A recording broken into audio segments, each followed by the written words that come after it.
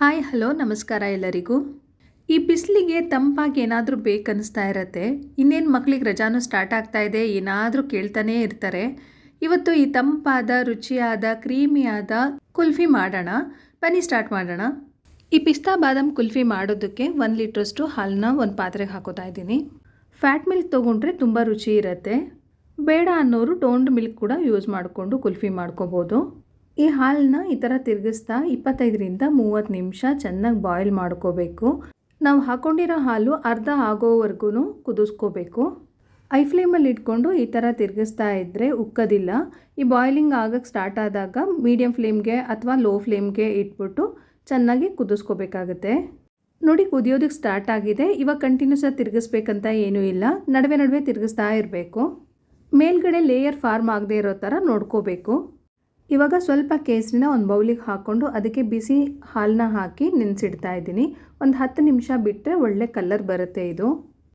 ಒಂದು ಮಿಕ್ಸಿ ಜಾರ್ಗೆ 10 ಪಿಸ್ತಾ, 10 ಬಾದಾಮಿ, 10 ಗೋಡಂಬಿ ಜೊತೆಗೆ ಒಂದು 2 ಏಲಕ್ಕಿನ ಹಾಕ್ಕೊಂಡು ತರಿತರಿಯಾಗಿ ಪೌಡರ್ ಮಾಡ್ಕೊತಾ ಇದ್ದೀನಿ. ನೋಡಿ, ಈ ರೀತಿಯಾಗಿ ತರಿತರಿಯಾಗಿದ್ದರೆ ಸಾಕು. ಕುಲ್ಫಿ ತಿನ್ನುವಾಗ ಬಾಯಿಗೆ ಸಿಗ್ತಾ ಇದ್ದರೆ ಚೆನ್ನಾಗಿರುತ್ತೆ ರುಚಿ.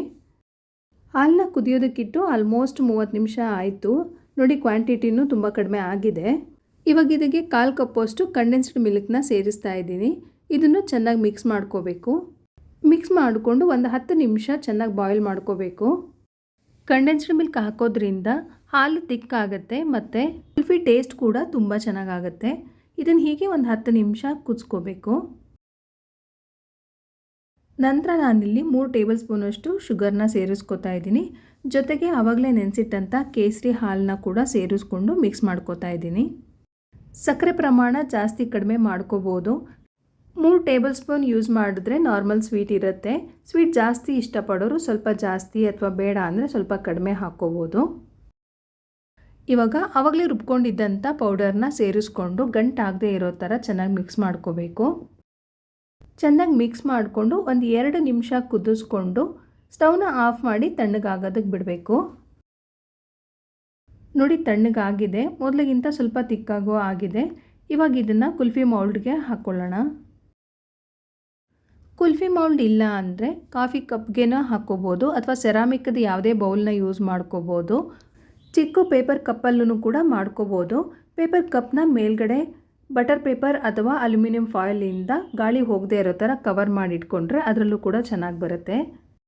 ಮೌಲ್ಡ್ಗೆ ಹಾಕ್ಕೊಂಡಿದ್ದಾಯಿತು. ಇವಾಗ ಇದನ್ನು ಫ್ರೀಝರಲ್ಲಿ ಓವರ್ನೈಟ್ ಇಡ್ತಾ ಇದ್ದೀನಿ. ಅಟ್ಲೀಸ್ಟ್ 8 ಅವರ್ ಆದ್ರೂ ಬೇಕಾಗುತ್ತೆ ಸೆಟ್ ಆಗೋದಕ್ಕೆ. ನೋಡಿ, ಇದು ಬೆಳಗ್ಗೆ ತೆಗಿತಾ ಇದ್ದೀನಿ. ನಾನು ಉಳಿದಿದ್ದನ್ನು ಈ ಥರ ಮಡ್ಕ ಕಪ್ಗೆ ಹಾಕಿದ್ದೆ, ಅದು ಕೂಡ ತುಂಬ ಚೆನ್ನಾಗಿ ಬಂದಿತ್ತು. ಫ್ರೀಝರಿಂದ ತೆಗೆದ ನಂತರ ಒಂದು 5-6 ನಿಮಿಷ ಹಾಗೆ ಬಿಟ್ಟು ಆಮೇಲೆ ತೆಗಿಬೇಕು. ತಕ್ಷಣ ತೆಗಿಯೋಕೆ ಹೋದರೆ ಬರಲ್ಲ. ಈ ಥರ ಸೈಡ್ ಮಾಡಿಕೊಂಡು ನಿಧಾನವಾಗಿ ತೆಗಿಬೇಕು. ನೋಡಿ, ಕುಲ್ಫಿ ರೆಡಿಯಾಗಿದೆ. ಈಸಿ ಮೆಥಡ್ ಅಂದರೆ ಈ ಥರ ಗ್ಲಾಸ್ಗೆ ಹಾಕ್ಕೊಂಬಿಡೋದು. ಕುಲ್ಫಿ ಬೇಗ ಮೆಲ್ಟ್ ಆಗುತ್ತೆ. ಈ ಥರ ಕಪ್ಗಳಿಗೆ ಹಾಕ್ಕೊಂಡ್ರೆ ಮಕ್ಳಿಗೆ ತಿನ್ನೋಕ್ಕೂ ಈಸಿ, ಕೆಳಗಡೆ ಚೆಲ್ಲಲ್ಲ. ಕ್ರೀಮಿಯಾದ ಪಿಸ್ತಾ ಬಾದಾಮ್ ಕುಲ್ಫಿ ರೆಡಿಯಾಗಿದೆ. ವಿಡಿಯೋ ಇಷ್ಟ ಆದರೆ ಒಂದು ಲೈಕ್ ಮಾಡಿ. Thank you.